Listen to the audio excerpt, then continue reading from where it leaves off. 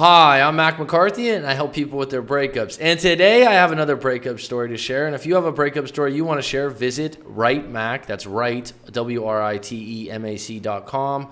Send your story in, and I could give you my take just like this. If you'd like to book a live coaching session, that's available. Or if you'd like to post a private video response where your story isn't shared publicly, but in a private video response, that's also available.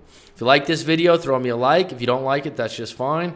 And if you'd like to subscribe, punch that red button. And we also have live streams on the channel if you want to get involved in a live group chat. So let's get into it. Coach, I've been watching your YouTube videos and you have been very helpful. Well, thank you kindly. I'm 46. My ex is 26. That's a nice 23-year window. In my experience in doing this, a lot of times there is a shelf life when there's a 20-year age difference. Doesn't mean it was a bad relationship. Doesn't mean it can't work. It does mean the odds are usually against it being long term. Been together for 5 years. Good for you. 5 years is a nice relationship. Living together for 4 years on and off. First question, why on and off? Why aren't you committed to living to 4 years together? My ex has a young child I helped raise since he was 2. Well, that's an admirable thing. He lived between us and his dad's mom, so his grandma, a few days each week. My ex cheated on me after 2 years, and I had to move her out. Okay, so first question would be, if we were in a live coaching, are you still carrying that? 2 years into the relationship, so 3 years after that, you forgave her. You were able to forgive and forget. Probably never could forget, but were you able to completely forgive and not bring it up? After a month, she apologized and we started talking again. So it took her a month to apologize for cheating. Then a few months later, we moved in together again. We were best friends, even with the age difference, and had the best times together. Okay, I'll take your word for it, bud. Her kids and my kids were all living with us as a happy unit. A few months before the last breakup, she was hiding her phone and drinking excessively. Well, that sounds like a red flag times 2. I could not stay awake with her as I had work, but I could tell something wasn't right. Well, if you're together and you're living together, you're sharing parenting roles, your intuition's usually right. And if she's excessively drinking, hiding her phone, where there's smoke, there's fire, my friend. I had to set boundaries and give an ultimatum, but she chose to leave for another dude. I helped her move to her grandma's house, who recently passed, and cleaned and painted and spent time with her. Well, that's being a good friend. I mean, if she left you for another guy, that's really going above and beyond for you to help her move out and, help her clean up the place she's moving into. You obviously care for her beyond the relationship. She said she wanted to try to get things back with us, but ghosted me and told me when she went out with guy friends.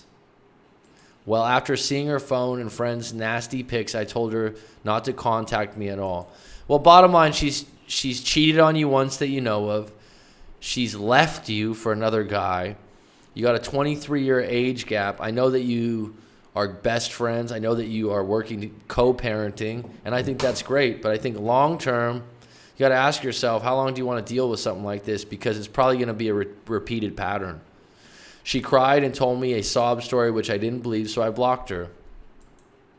She texted me, well, your trust isn't there now.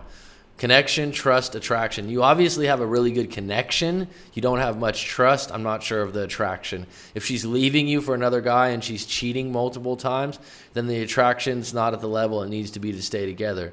The connection's there. That's why she's crying. That's why she's torn. That's why she's come back. And now she's broken trust because you don't even believe a story she told you. And the story, when she's telling you a story, you could believe it or not believe it. That's a choice. She texted me, don't contact her anymore, and haven't heard from her in 3.5 months. I unblocked her and she opened her Instagram, so I liked the pic. She posts provocative pictures today. I haven't been blocked or no comments from her boy crew or her young roommate's sisters since.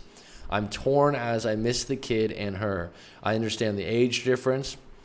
Here's the thing about the age difference. It's not just an age difference. It's 23 years. Is that what I have? 20? Am I wrong? 46?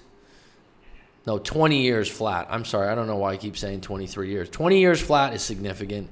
Someone in their mid-20s compared to someone in their mid-40s has far more life experience, maturity, and knows what they want.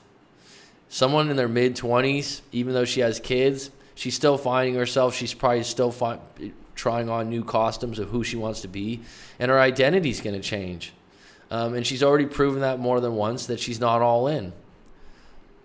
I understand the age difference. When we were together, she was really mature and a great mother to all kids.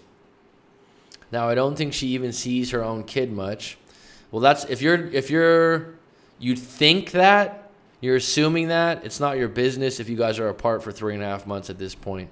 And the idea that you just don't know, throwing that on there is you're just throwing logs on the fire to kind of say like, oh, she's doing bad without me. If she is or she isn't, she's still without you, and that was a choice she made. And you got to accept it. Sad. Well, you have a role in that kid's life, and I understand it could be sad, but at this point, she's the mother, and she's the person that is responsible. I just don't understand why after so long and so many weeks of no contact that we can't talk.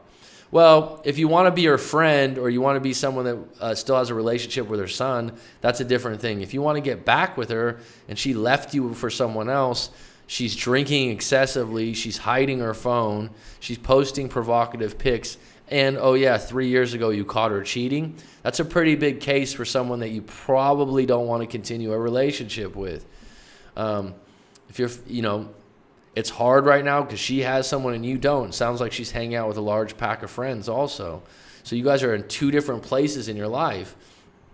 And the fact that you don't understand is more the fact that you're not accepting that this probably isn't going to be the ideal long-term relationship. It was good for 5 years. It worked then. And you did your part. Sounds like you were an admirable character in the relationship.